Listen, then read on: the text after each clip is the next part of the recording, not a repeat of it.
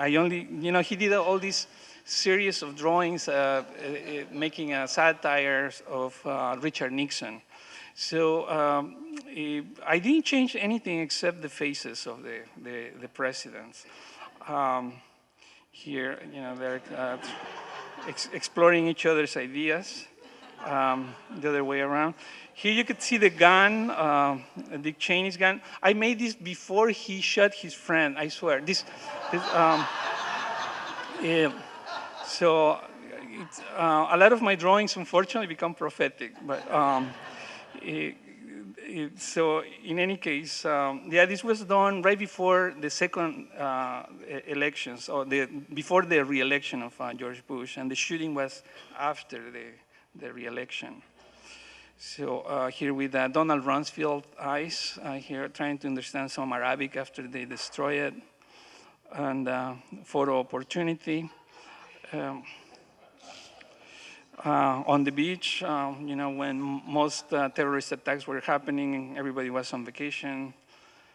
And here, Billy is after Billy Graham, the preacher, who was very good friends with George Bush's father, as well as, I'm sorry, with Richard Nixon, as well as with George Bush. And Billy Graham is the one who turned George Bush into non-alcoholic person. So, and again, this is a mix of Richard Nixon and George Bush. It's George Nixon. Here, I'm going to show you some paintings that also relate to immigration. For me, back to the theme of immigration, this country especially, I think, is fundamentally enriched by immigration since its origins. I always talk about the issue of calling people illegal aliens today, because if you go in that direction, then you start thinking, well, the first illegal aliens in this country were the conquistadors and the pilgrims, because they didn't have any passport when they came here. They went across many indigenous Indian nations. And for the most part, they were economic refugees, or they were escaping oppression from Europe. And they just wanted to have a better life. And in that sense, they are not very different than the contemporary illegal aliens.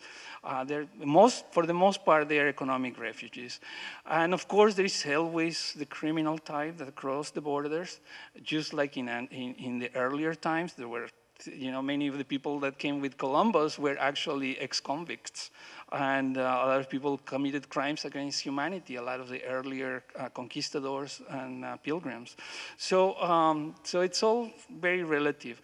To me, what happens is that humankind is the same everywhere. And then I live in many parts in Mexico, and I live in Europe twice, and different parts of this country. And I realize everybody, even in spite of religious, political, and all kinds of differences, we all share the same genome. So again, my works on immigration, in a way, are more of a way to show that we are all very much the same species. And I try to use some humor for that. Here we have a border patrol trying to arrest this illegal alien, dead. And he's saying, I command you to surrender. And she is just very happy having champagne. She's not worried at all. Another one here with a group of immigrants having a big party, dancing, and a couple of locals. Originally, I appropriated this work from a painter, George Bingham, who painted raft boats in the Mississippi River. In this case, there might be crossing the Rio Grande, and I decided to make a stereotype of a Mexican bandit, but with that flesh, just to show that underneath the flesh, everybody's very much the same. Anyway, so here they're playing music. There's some local people there too, and everybody's just having a good time. Now, this is another type of immigrant. This is the Cubans. And they are amazingly inventive. They have developed these cars. Let me just see if I can put it a little bigger.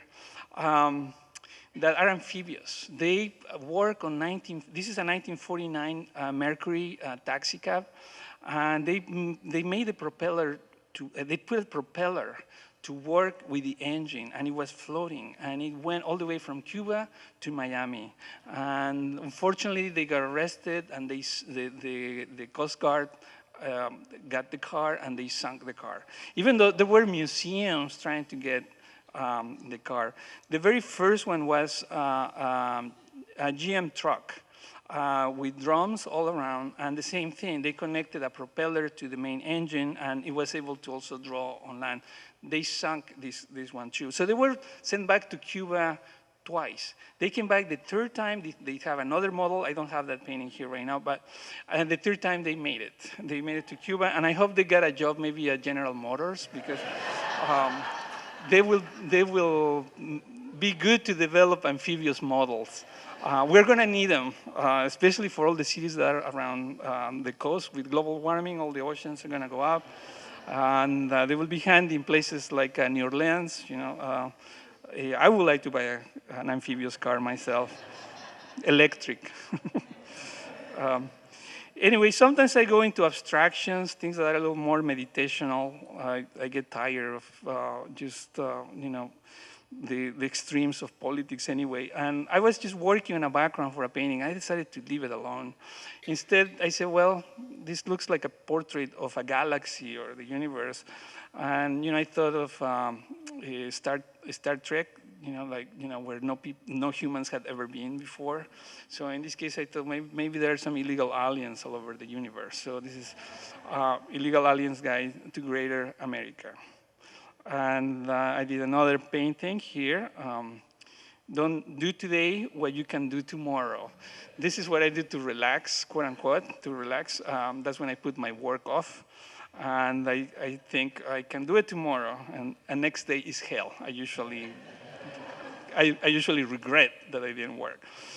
But anyway, so it's sort of like a self-portrait as, you know, maybe a lazy Mexican, I don't know. But I like leaving things for next day. And my wife is a witness of that. This is another one, two other undocumented immigrants. One is in the army and the other is a janitor. And the one on the left with a little bunny is saying, yesterday is never again. The one on the right is today, is saying, today is still forever. And to me, this is just a way to show how people trust undocumented immigrants in the military. And sometimes some of them come back here and then get their citizenship after serving in the army.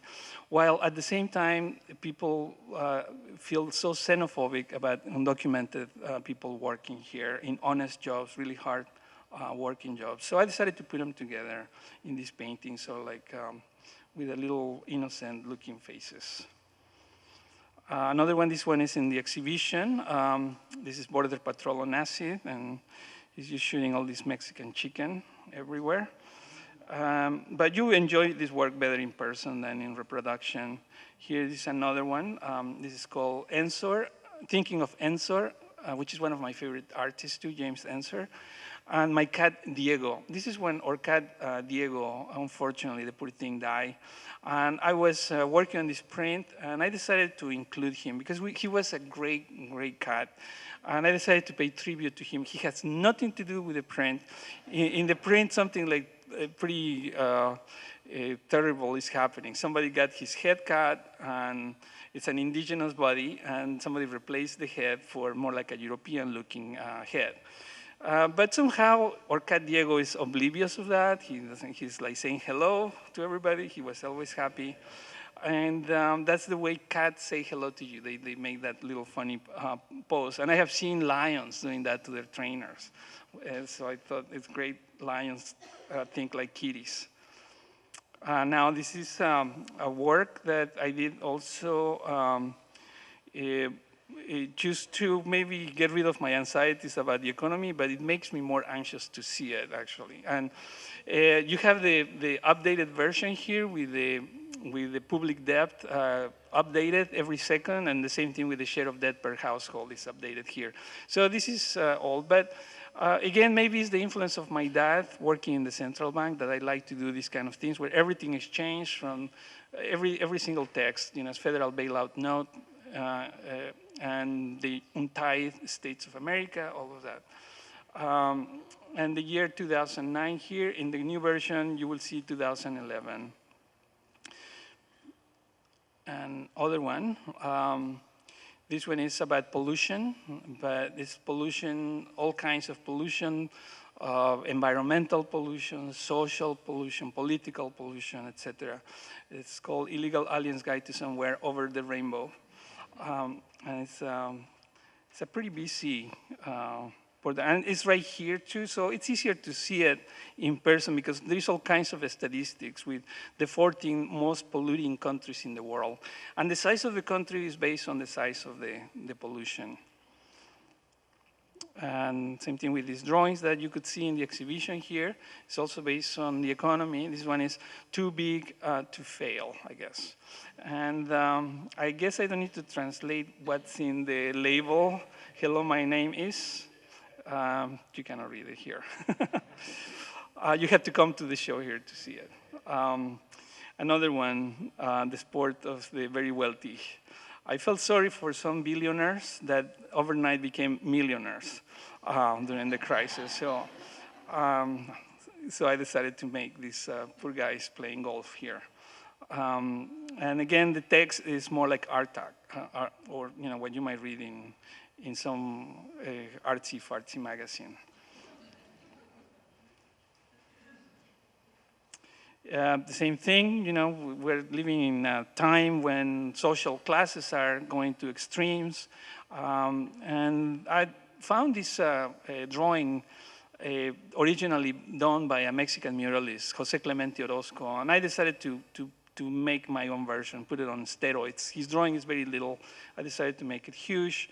And here you don't see the bottle, but afterwards I took this picture. I put the bottle of Down, the soap that people were using in the Gulf to wash all the birds from the oil. So in this case, in the final drawing, these people might be dripping in oil, maybe. I have, because all things falling off their bodies. But the thing is, it's kind of like utopian. Everybody's happy with each other, hugging each other. And it's kind of like maybe, I don't know, a Republican utopia where they think that, the poor love them and they should appreciate them.